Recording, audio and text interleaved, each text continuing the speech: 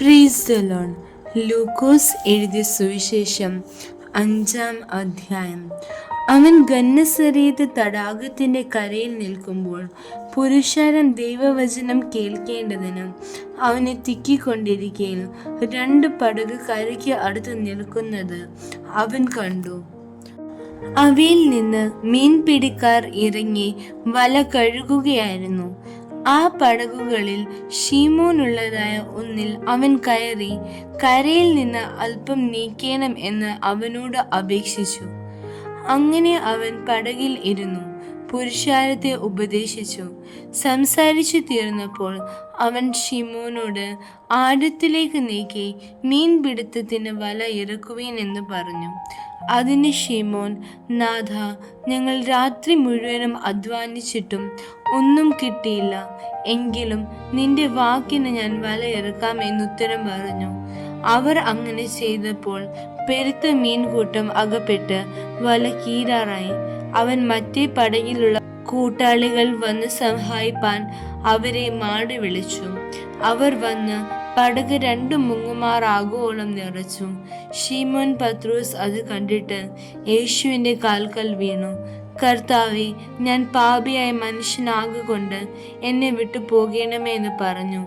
അവർക്ക് ഉണ്ടായ മീൻപിടുത്തത്തിൽ അവനും അവനോട് കൂടെയുള്ളവർക്ക് എല്ലാവർക്കും സംഭ്രമം പിടിച്ചിരുന്നു. ശിമോന്റെ കൂട്ടാളികളായ യാക്കോബ്, യോഹന്നാൻ എന്ന സെബദി മക്കൾക്കും അവണ്ണം തന്നെ. യേശു ശിമോനോട്, ഭയപ്പെടേണ്ട, ഇന്നു മുതൽ നീ മനുഷ്യരെ പിടിക്കുന്നവൻ ആകും എന്ന് പറഞ്ഞു.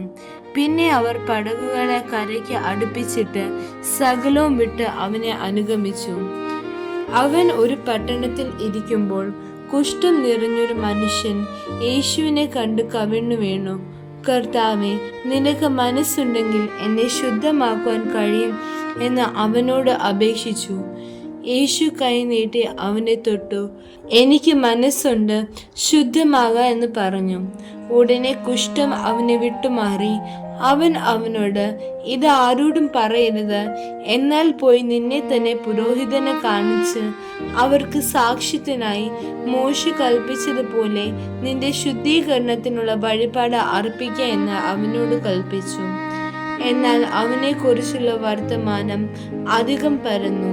വളരെ പുരുഷാരം വചനം കേൾക്കേണ്ടതിനും തങ്ങളുടെ വ്യാധികൾക്ക് സൗഖ്യം കിട്ടേണ്ടതിനും കൂടി വന്നു. അവനോ നിർജ്ജന ദേശത്ത് വാങ്ങിപ്പോയി പ്രാർത്ഥിച്ചു കൊണ്ടിരുന്നു. അവൻ ഒരു ദിവസം ഉപദേശിക്കുമ്പോൾ ഗലീലയിലും യഹൂദയിലുമുള്ള സകല ഗ്രാമത്തിൽ നിന്നും യെരൂശലേമിൽ നിന്നും വന്ന പരീശന്മാരും ന്യായശാസ്ത്രിമാരും അവിടെ ഇരുന്നിരുന്നു. സൗഖ്യമാക്കുവാൻ കർത്താവിൻ്റെ ശക്തി അവനോട് കൂടെ ഉണ്ടായിരുന്നു. അപ്പോൾ ചില ആളുകൾ പക്ഷവാതം പിടിച്ച ഒരു മനുഷ്യനെ കിടക്കയിൽ എടുത്തുകൊണ്ടുവന്നു. അവനെ അകത്തു കൊണ്ടുചെന്ന് അവന്റെ മുമ്പിൽ വെപ്പാൻ ശ്രമിച്ചു. പുരുഷാരം ഹേതുവായി അവനെ അകത്തു കൊണ്ടു ചെല്ലുവാൻ വഴി കാണാഞ്ഞിട്ട് പുരമേൽ കയറി ഓട് നീക്കി അവനെ കിടക്കയുടെ നടുവിൽ യേശുവിൻ്റെ മുമ്പിൽ ഇറക്കി വച്ചു. അവരുടെ വിശ്വാസം കണ്ടിട്ട് അവൻ, മനുഷ്യ, നിന്റെ പാപങ്ങൾ മോചിച്ചു തന്നിരിക്കുന്നു എന്ന് പറഞ്ഞു. ശാസ്ത്രിമാരും പരീശന്മാരും, ദൈവദൂഷണം പറയുന്ന ഇവൻ ആർ? ദൈവം ഒരുവനല്ലാതെ പാപങ്ങളെ മോചിപ്പാൻ കഴിയുന്നവൻ ആർ എന്ന് ചിന്തിച്ചു തുടങ്ങി. യേശു അവരുടെ ചിന്തകളെ അറിഞ്ഞ് അവരോട്, നിങ്ങൾ ഹൃദയത്തിൽ ചിന്തിക്കുന്നത് എന്ത്? നിന്റെ പാപങ്ങൾ മോചിച്ചു തന്നിരിക്കുന്നു എന്ന് പറയുന്നതോ എഴുന്നേറ്റ് നടക്ക എന്ന് പറയുന്നതോ ഏതാകുന്നു എളുപ്പമെന്ന് ചോദിച്ചു. എങ്കിലും ഭൂമിയിൽ പാപങ്ങളെ മോചിപ്പാൻ മനുഷ്യപുത്രന് അധികാരം ഉണ്ട് എന്ന് നിങ്ങൾ അറിയേണ്ടതിന് അവൻ പക്ഷവാതക്കാരനോട്, എഴുന്നേറ്റ് കിടക്ക എടുത്ത് വീട്ടിലേക്ക് പോക എന്ന് ഞാൻ നിന്നോട് പറയുന്നു എന്ന് പറഞ്ഞു. ഉടനെ അവർ കാണുക അവൻ എഴുന്നേറ്റ് താൻ കിടന്ന കിടക്ക എടുത്ത് ദൈവത്തെ മഹത്വീകരിച്ചും കൊണ്ട് വീട്ടിലേക്ക് പോയി. എല്ലാവരും വിസ്മയം പൂണ്ട് ദൈവത്തെ മഹത്വപ്പെടുത്തി ഭയം നിറഞ്ഞവരായി, ഇന്ന് നാം അപൂർവ കാര്യങ്ങളെ കണ്ടു എന്ന് പറഞ്ഞു. അതിൻ്റെ ശേഷം അവൻ പുറപ്പെട്ട് ലേവി എന്ന് പേരുള്ള ഒരു ചുങ്കക്കാരൻ ചുങ്കസ്ഥലത്ത് ഇരിക്കുന്നത് കണ്ടു. എന്നെ അനുഗമിക്ക എന്ന് അവനോട് പറഞ്ഞു. അവൻ സകലവും വിട്ട് എഴുന്നേറ്റ് അവനെ അനുഗമിച്ചു. ലേവി തന്റെ വീട്ടിൽ അവനൊരു വലിയ വിരുന്നൊരുക്കി. ചുങ്കക്കാരും മറ്റും വലിയൊരു പുരുഷാരം അവരോടുകൂടെ പന്തിയിലിരുന്നു. പരീശന്മാരും അവരുടെ ശാസ്ത്രിമാരും അവന്റെ ശിഷ്യന്മാരോട്, നിങ്ങൾ ചുങ്കക്കാരോടും പാപികളോടും കൂടെ തിന്നു കുടിക്കുന്നത് എന്തെന്ന് പറഞ്ഞു പിറുപിറുത്തു.